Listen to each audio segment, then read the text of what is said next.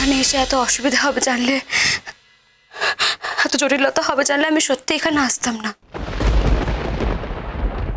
আমি দূর থেকে আয়ুষের জন্য মঙ্গল কামনা করতাম। কোথায় থাকতে, কোথায় থাকতে? একজন পরপুরুষের কাছে, যার সঙ্গে তোমার কোনো সম্পর্কই নেই, সেরকম একটা মানুষের কাছে মিথ্যে পরিচয় থাকতে তোমার কতদিন ভালো লাগতো সোহা? সোহা, মনে মনে প্রত্যেকটা মুহূর্ত তুমি এই মিথ্যের সঙ্গে লড়াই করতে। তবু তো ওইখানে একটা সত্যের সঙ্গে লড়াই করছো, সত্যের জন্য লড়াই করছো। তবু তো এই লড়াইটার একটা মানে আছে সোহা। এখানকার লড়াইটার তো কোনো মানে ছিল না। আমি তোমাকে জানালাম কথাটা যাতে তুমি অ্যালার্ট থাকো, তুমি যাতে কোনো বিপদের মধ্যে না পড়ো। আমাকে নিয়ে চিন্তা করো না। তুতুল ঋষিকে ফোন করছে, ঋষিকে সাবধান করছে। কেন? কিসের সাবধান করছে ঋষিকে? না, তোমার নামটা যখন উঠেছে তখন তখন এই কথাটা তোমাকে জানানো আমার কর্তব্য। তাই আমি তোমাকে বলছি, তুমি তুমি আগে থেকে প্রোটেকশন নিয়ে রাখো। কাল যখন রিপোর্টটা বেরোবে আর তাতে যখন পয়জন পাওয়া যাবে, তখন তো তোমাকে কেউ ছেড়ে কথা বলবে না। তুতুল তুতুল জানলো কি করে রিপোর্টে পয়জন পাওয়া যাবে? কি করে জানলো? তার মানে সত্যি পয়জন ছিল এই ক্লাসে?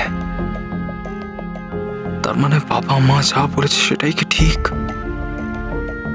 তুতুলই আমার ক্লাসে পয়জন মিশিয়েছিল এবং সেটা ঋষির সঙ্গে চক্রান্ত করে।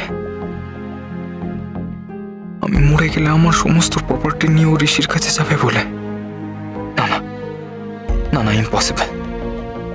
পৃথিবীতে যতদিন চাঁদ সূর্য থাকবে ততদিন এই কথা আমি কিছুতেই বিশ্বাস করব না, কিছুতেই না। তুতুল কখনো এই কাজ করতেই পারে না। মা আর বাবা সারাক্ষণ আমার কানের কাছে এসব কথাগুলো বলে বলে আমার মনের মধ্যেই এই কথাটা ঢুকিয়ে দিয়েছে। ছি ছি ছি, আমি তুতুলকে সন্দেহ করছি। যে মেয়েটার জন্য আমি প্রাণ ফিরে পেয়েছি, যেই মেয়েটা আমাকে আমার নতুন জীবন ফিরিয়ে দিয়েছে, তাকে আমি সন্দেহ করছি? কখনো না। I am extremely sorry Tutul, sorry. তোমার সম্পর্কে এই কথাটা আমার মনে এসেছে বলে আমি তোমার কাছে হাত জোড় করে ক্ষমা চাইছি তুতুল। আমি তো তোমাকে বলছি সোহা, তুমি আমার জন্য ভেবো না, তুমি সাবধানে থেকো। তুমি কি করে এটা থেকে বেরিয়ে আসবে, কি করে এত বড় অপবাদ থেকে নিজেকে মুক্ত করবে, তুমি সেই কথা ভাবো সোহা। তুমি আমার জন্য চিন্তা করো না, আমি ঠিক এখান থেকে বেরিয়ে আসবো। কিন্তু আমার চিন্তা হচ্ছে তোমাকে নিয়ে। শুধুমাত্র সন্দেহের বশে যদি তোমাকে এরা পুলিশের হাতে তুলে দেয়, তাহলে আমার খুব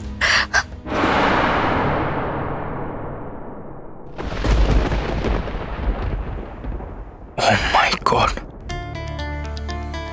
এ কি শুনছি আমি? নিজের কানে এ কি শুনছি আমি? তুতুল ঋষিকে কি বলছে সব? এই কথাগুলো কি সত্যি আমার তুতুল বলছে, নাকি আমি হ্যালুসিনেট করছি?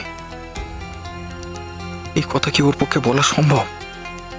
আমি স্বপ্ন দেখছি না তো? কিন্তু না, ওই তো তুতুল এখনো বলে যাচ্ছে। দরকার হলে তুমি অ্যাটলিস্ট অল্প কদিনের জন্য মুম্বাই গিয়ে থাকতে পারো।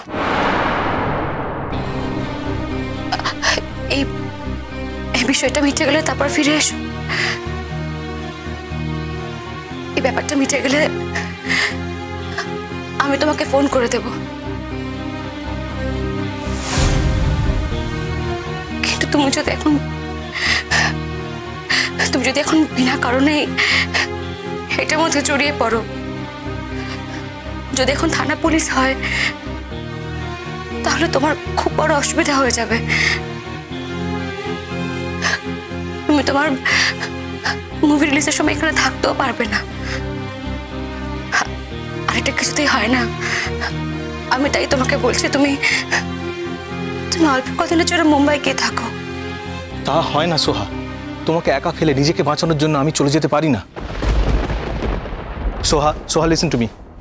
শোনো, যে কাজটা আমরা করিনি, যে কাজে আমাদের কোনো দায় নেই, তা নিয়ে মিথ্যে কোনো অভিযোগ আসতে পারে বলে আগে থেকে সতর্ক হয়ে শহর ছেড়ে চলে যাব, এমনটা তো হতে পারে না। অন্তত আমি সে কাজ করতে পারি না সোহা। বললাম তো, আমাকে নিয়ে তুমি চিন্তা করো না, আমি একা ঠিক ম্যানেজ করে নেব। হেই সোহা, তুমি চিন্তা না করতে বললেই যে আমি তোমাকে নিয়ে চিন্তা করব না, তা তো হয় না। যাক, তবু আমি এই কথাটা তোমাকে জানিয়ে রাখলাম, তাহলে অ্যাটলিস্ট তোমার কোনো স্ট্র্যাটেজি ঠিক করতেও সুবিধা হবে।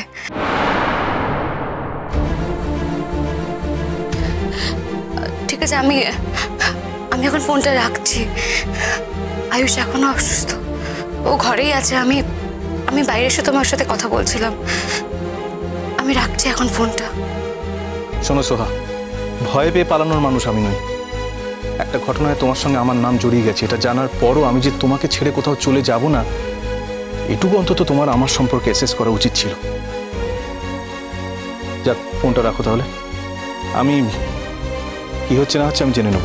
ওকে, ঠিক আছে, রাখছি।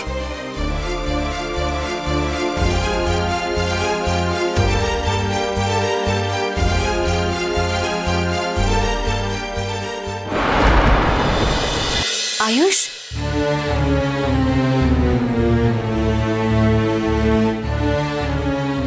এক্সপেক্ট করনি, জানি। তুমি কি এক্সপেক্ট করার কথা বলছো? আমাকে এই সময় কিন্তু কিছু করার নেই তুতুল। ঈশ্বর বোধহয় আমাকে নিজের কানে শোনাবেন বলে, নিজের চোখে দেখাবেন বলে এই পর্যন্ত টেনে এনেছেন। ভাগ্যিস সেই সময় আমি এখানে এসে দাঁড়িয়েছি, তাই তো ঋষিকে বলো তোমার কথাগুলো আমার কানে গেল। আয়ুষ, আয়ুষ, এই ঘটনায় বারবার বাবা মা সবাই ঋষির নাম নিচ্ছিল, তাই জাস্ট আমি ওকে ফোন করে। আচ্ছা তুতুল, এত বড় বিশ্বাসঘাতকতা তুমি করতে পারলে আমার সঙ্গে? তোমার কি কোনো ধর্ম নেই? এত বড় একটা ধর্মহীন মানুষ তুমি হতে পারলে কি করে? হ্যাঁ, নাকি এই পৃথিবীতে ভালোবাসার জন্য যা খুশি করা যায়, আর তুমিও ঋষিকে ভালোবাসো বলে এতটা ঝুঁকি নিতে পারলে? হ্যাঁ, এমনকি তোমাদের পথের কাঁটা আয়ুষকেও সরিয়ে দিতে তোমার হাত কাঁপলো না তুতুল? আয়ুষ, আর তোমার বাঁচার কোনো উপায় নেই তুতুল, তুমি ধরা পড়ে গেছো। না আয়ুষ, তুমি ভুল বুঝছো, তুমি ভুল বলছো। তুমি আমাকে বলতে দাও একবার। আমি আমার নিজের কানকে বিশ্বাস করি তুতুল। নিজের চোখ আর নিজের কানের থেকে বড় বন্ধু আমার আর কেউ নেই। আয়ুষ, তোমাকে আমি বলছি, তুমি ভুল বুঝছো। তুমি আমাকে বলতে দাও প্লিজ। আয়ুষ, তুমি অন্তত আমাকে ভুল বুঝো না। পৃথিবীর সবাই আমাকে ভুল বুঝো, অ্যাটলিস্ট তুমি আমাকে মিসআন্ডারস্ট্যান্ড করো না আয়ুষ। আমি তোমাকে হাত জোড় করছি, তুমি আমাকে ভুল বুঝলে আমার কিছু করা থাকবো না আয়ুষ। অ্যাটলিস্ট তুমি আমাকে ভুল বুঝো না প্লিজ। এতদিন আমি হয়তো তোমাকে ভুল বুঝেছিলাম তুতুল, কিন্তু আজ এই প্রথম আমি তোমাকে ঠিক বুঝলাম। আরে তুমি চাইলে আমি আমার হৃৎপিণ্ডটা তোমার হাতে তুলে দিতে পারতাম, আর এই সামান্য প্রপার্টি। আচ্ছা তুতুল, কি এমন প্রপার্টি আছে আমার? হ্যাঁ, কি এমন প্রপার্টি আছে আমার যার জন্য তুমি স্বামী হত্যার মতো একটা এত বাজে কাজ করে ফেলতে পারো? আয়ুষ, তুমি বিশ্বাস করো আয়ুষ। আয়ুষ, তুমি অর্ধেক কথা শুনে আমাকে ভুল বোঝো না আয়ুষ। তুমি আমাকে বলতে দাও, আমাকে তুমি সত্যিটা বলতে দাও। কিন্তু তুমি এরকম কথা বলো না আয়ুষ, এরকম কথা আমার শোনাও বাবা। আমি তোমার পায়ে পড়ে বলছি, আমি এই কাজটা করতে পারি না আয়ুষ। পাটা ছাড়ো তুতুল, পাটা ছাড়ো। আর কি চাই তোমার? তুমি তো আমায় কোনোদিন ভালোবাসোনি, কিন্তু আমি তো তোমায় ভালোবেসেছিলাম। তাই আমার যা আছে আমার সবটা আমি তোমায় দিয়ে দেবো, সবটা। ছাড়ো আয়ুষ, তুমি আমাকে প্লিজ ভুল বোঝো না। তুমি আর কত পরীক্ষা দেবে আমার? জীবনে আমাকে কতবার অগ্নি পরীক্ষা দিতে হবে? আয়ুষ, আমার অর্ধেক এই কথা শুনে ও আমাকে ভুল বুঝলো। ও ভাবলো যে আমি ওকে খুন করতে চাইছি। ওর জুসের মধ্যে আমি নাকি বিষ মিশিয়ে দিয়েছি। আমি আর ঋষি চক্রান্ত করে নাকি এই কাজটা করেছি। ও ঋষাঞ্জি, তুমি তো সব না জানো ঋষাঞ্জি, তোমার কাছ থেকে তো আমি কিচ্ছু লুকোই না। বলো, তুমি আমাকে বলো, এটা কি ঠিক হলো? আমাকে এই ঝড়ের বদনামটা কেন করে দিলো? আমাকে এই অপবাদটা তুমি দিলে। আমার উপরে এই অপবাদ থেকে তোমার যাবনো ঠিক হলো ঋষাঞ্জি?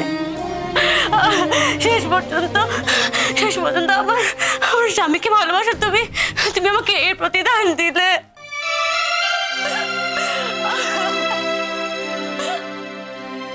ও কৃষ্ণ,